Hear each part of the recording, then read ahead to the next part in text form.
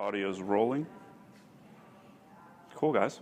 Welcome to week one of the Adaptive Nutrition Seminar Series. Guys, we're going to start a little process overview. For the next 6 weeks, we're going to be getting together for between an hour and maybe sometimes as short as half an hour to kind of talk together about building habits, understanding how food relates to your body, both as far as aesthetics and performance, answer any questions that you have, and hopefully iterate through a process of habit building that will last you a lifetime. Now, are you always going to be in this challenge mindset? No, we're going to try and treat the next 6 weeks pretty specifically. We're going to be strict about this thing. Who likes beer, pizza, and ice cream? Yeah, awesome. So there's a couple people that didn't have their hands up, and they're lying.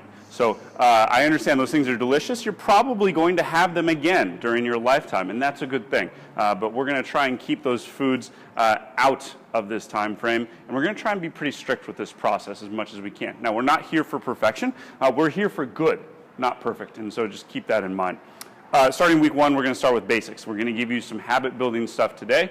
We're going to ask you to do some specific things with your food.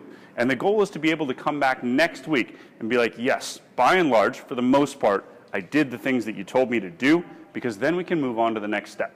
And the process doesn't really work unless we build the foundation first, and then on top of it, continue to get more specific with our food. So we're going to build some habits, starting with the easy ones first. And if day one, we go through all this stuff and you're like, Coach, I already do all this stuff. Awesome. That means you're in a great place next week to really tackle those more difficult things. That's going to be kind of our process. Today, talking again about goals and motivation, we're going to go through and talk a little bit about commitment to the process, and then we're going to talk about what to eat, what not to eat, day one.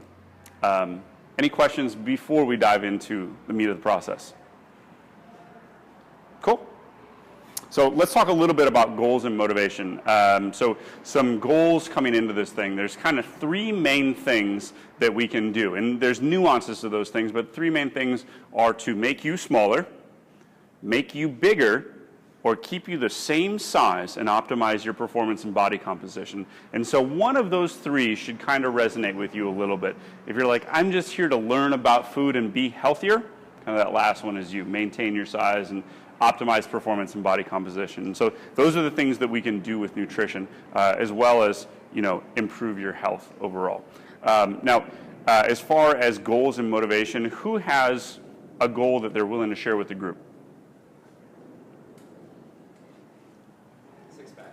You want a six-pack? Yes. You'd like to see your abdominals. So yeah, that's a cool thing, and that's a good goal. So we like that.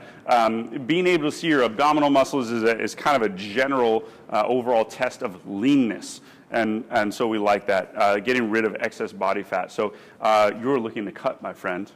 Looking to cut. Oh, by the way, do you guys all know each other? It might be worthwhile to go around and just do a little quick introduction, guys. We can just start on the right-hand side and kind of go left. Just a quick first name and then. How long you've been at CrossFit 214?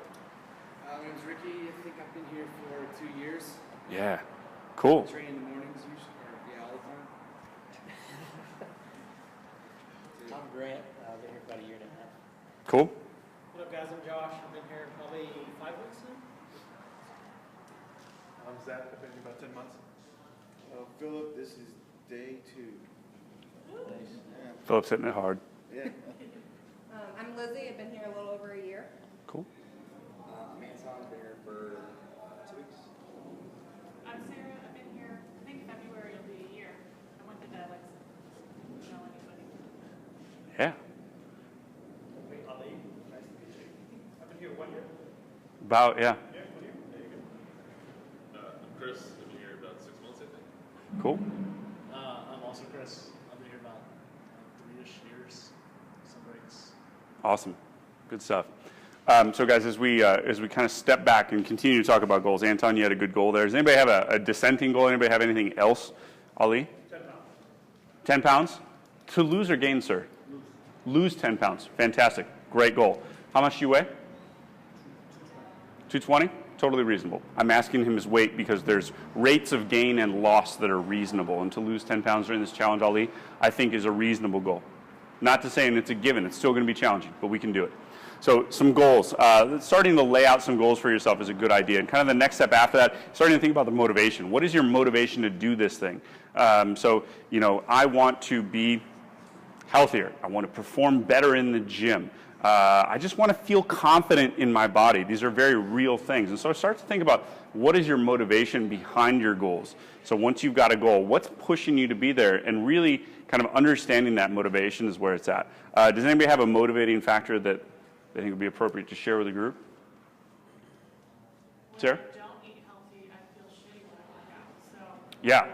motivation is to not feel shitty. Yeah, when I don't eat healthy, I feel shitty when I work out. That's true. So the desire to perform better, feel better in the gym, exactly. And so that's some good motivation behind that. Now the next step down is really where the rubber meets the road here. This is commitment level. So what are we willing to do to achieve those goals? Are you willing to cook food at home? Are you willing to go grocery shopping?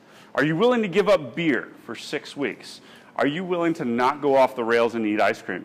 Some of these things are negotiable, some of them are non-negotiable. I will tell you that the higher your commitment level and the more that you're willing to dedicate yourself fully to the process for the 6 weeks, the more your results are going to be dramatic. Now, it's okay if you're like, look, Friday night, every night, it's pizza night with the family. It's non-negotiable. That's actually a real commitment level block that I had with one of my clients. He's like, look, I travel a ton for business, and I have pizza night Friday night with my wife and my girls. It's non-negotiable.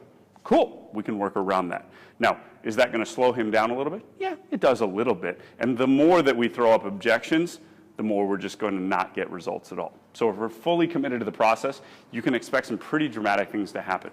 But if you're like, maybe I'll do it a little bit on like Tuesday and Thursday, yeah, probably not a whole lot's going to happen. So the more committed, the more we can expect dramatic results. Questions so far?